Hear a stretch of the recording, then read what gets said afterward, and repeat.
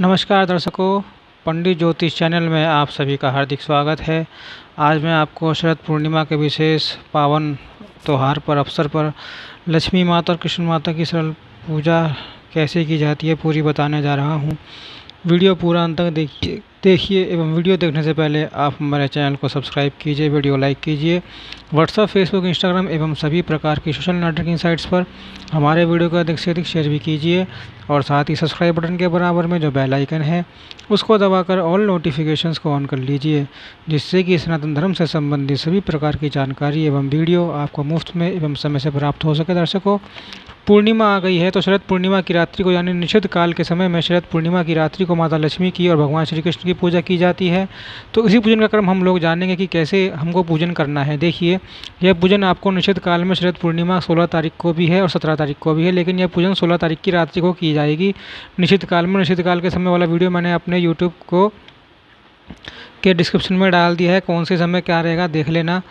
और माता लक्ष्मी ऐसे खोजती है कौन जाग रहा है कौन नहीं जाग रहा है। ऐसे खोजते हुए माता लक्ष्मी और इंद्र देवता घूमते हैं पृथ्वी पर कि जो भी जाग रखा होगा उसको निहाल कर देंगे। देखिए, रात को 12 बजे के आसपास यह निषिद्ध काल आता है, तो उस समय आपको यह पूजा करना है। निषिद्ध काल में आपको मोबाइल लेकर नहीं चलाना है, टीवी नहीं देखना है, जागरण के नाम पे जागरण करना है। तो आपको निषिद्ध काल में यह वाला पूजन करना होगा। देखिए, पूजन हमने बड़ा सिंपल रखा हुआ है।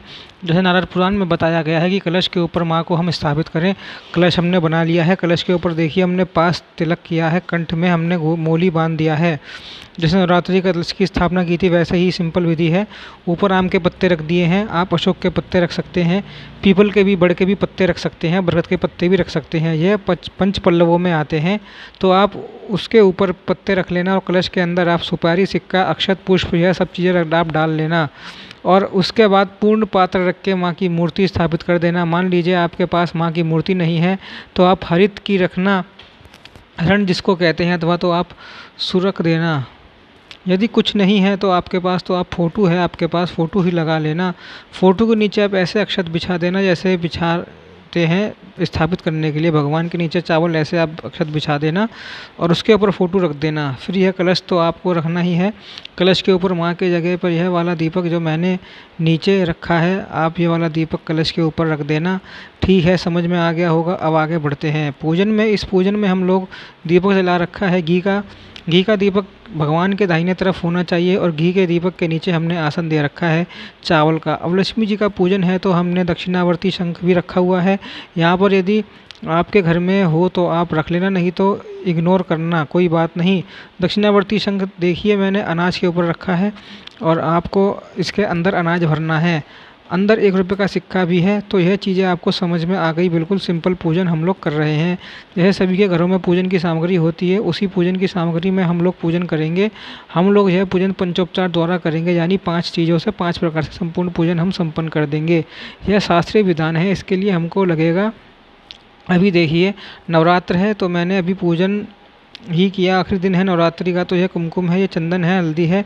इसके बाद पुष्प है, बाकी यह आपको नहीं लगेगा, अक्षत नहीं लगेगा। इसके बाद हमने आरती के लिए दीपक रखा हुआ है और ये मैंने खीर की जगह पर रखा हुआ है, यह दूध है। अब देखिए मेरे पास यहाँ पर खीर नहीं है, यह मैं शरद पूर्णिमा के पहले वीडियो बना रहा हूँ, लेकिन दिखाने के लिए मैंने यहाँ पर दूध रखा है। तो आप यह आमनी के लिए जल रखा है, आचमनियम के लिए।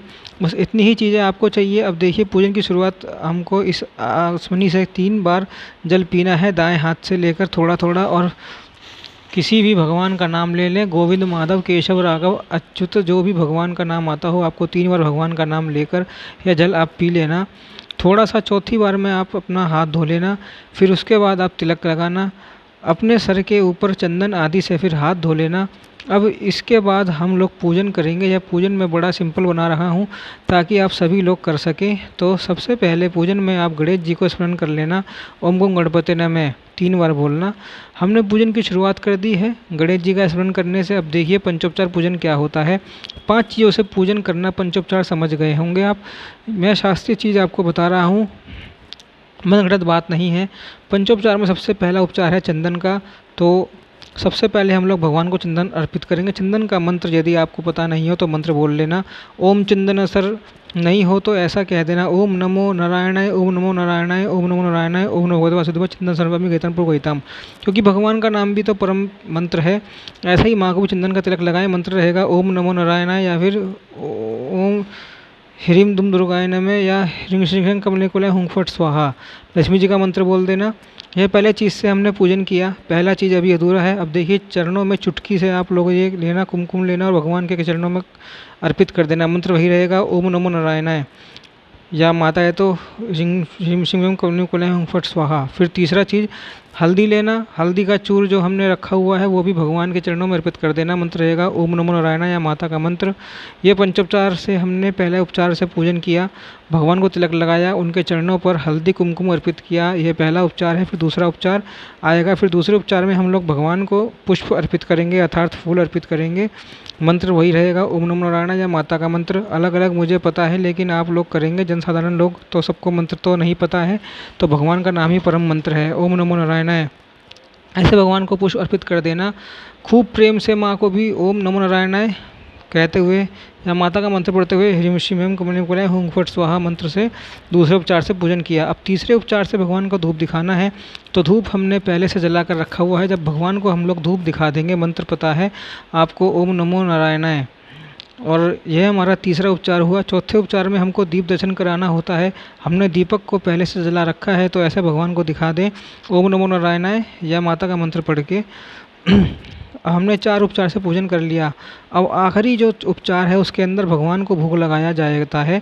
तो भगवान को भोग लगाने के लिए देखिए अभी भी मेरे पास केवल दूध बचा है, क्योंकि मैं पहले वीडियो रिकॉर्ड कर रहा हूँ। आप लोग खीर रखिएगा, खीर बना लेना, चावल की या मखाने की। भगवान का ये खीर कौन सी रखनी है आपको, जो हमने चंद्रमा को चांदनी में रखा था उसके पहले जो मैंने वीडियो डाला है वो देख लेना। चंद्रमा के अंदर जो रोशनी में खीर रखी थी उसका भगवान को भोग लगाना है। वीडियो देख लेना कैसे खीर रखा जाता है। एक कटोरी में भगवान को, एक कटोरी में माँ को रखना है। अब आप कहेंगे कि यहाँ पर केवल भगवान को और माँ को ही खीर रखा, इंद्र देवता को क्यों नहीं रखा। तो देखिए भगवान साक्षात विराजमान है, तो इनको जिमा दिया तो पूरा संसार जिम गया, समझ देवी देवता तृप्त हो गए। भोग रखने के बाद आप इसे पानी से 3 बार आँच लेना। फिर मंत्र कौन सा है भोग लगाने का, आदि मंत्र पता हो तो मंत्र बोल देना। मंत्र है प्राणाय स्वाहा, ओम अपनाय स्वाहा, ओम उदाय कीजिए शबरी के बेर, सुदामा के तंदूर, प्रभु जी मेरे आओ भोग लगाओ, दुर्योधन की मेवा त्यागी, साग भी दुर्घ्र खाए मेरे मोहन भोजन गरीब का। लगाओ तो प्रेम से भगवान को आप लोग इस प्रकार सुंदर लय से गाना गा के मंत्र पढ़ के लगाना, या फिर मंत्र बोलना अन्नम सुसादु रसे सडे सविता, नैवेद्यम निवेदयामि घृताम प्रभु ग्रहीताम या घृताम प्रभु ग्रहीताम।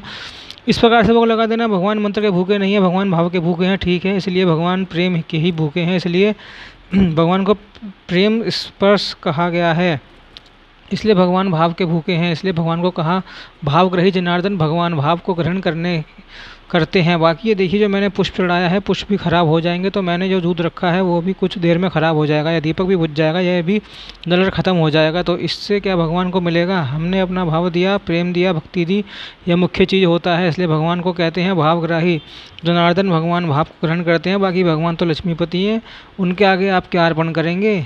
अब देखिए भगवान को हमने पंचोपचार से पूजन कर लिया, बिल्कुल शास्त्रीय पूजन मैंने आपको बताया। पंचोपचार हम लोग आखिरी में भगवान की आरती करते हैं, कपूर जलाकर आप भगवान की आरती कर लेना। आरती से समस्त त्रुटियां होती हैं तो वो ख़त्म हो जाती है, पूजन में क्षमा हो जाती है, भगवान सब त्रुटियों को माफ़ कर देते हैं। तो जो भी आपको आरती आती हो, ओम जय जगदीश हरे अथवा लक्ष्मी जी की, वैसे दोनों ही करनी है, आप लोग कर लेना। अगर कुछ नहीं आता तो ऐसे 7 बार आप कपूर की आरती घुमाना और बस ये आरती नीचे रखना। नीचे रखने के बाद इस आरती का शीतलीकरण करना, 3 बार जल घुमाकर ऐसे करते हैं, इसको शीतलीकरण कहा जाता है।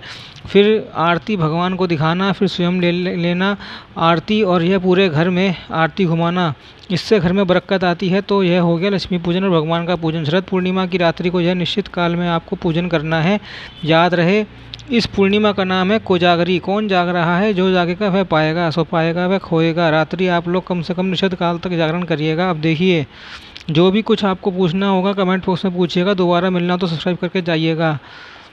ओम नमो नारायणाय, ओम नमो भगवते वासुदेवाय। लक्ष्मी और विष्णु जी की सरल पूजा विधि इस प्रकार शरद पूर्णिमा पे होती है।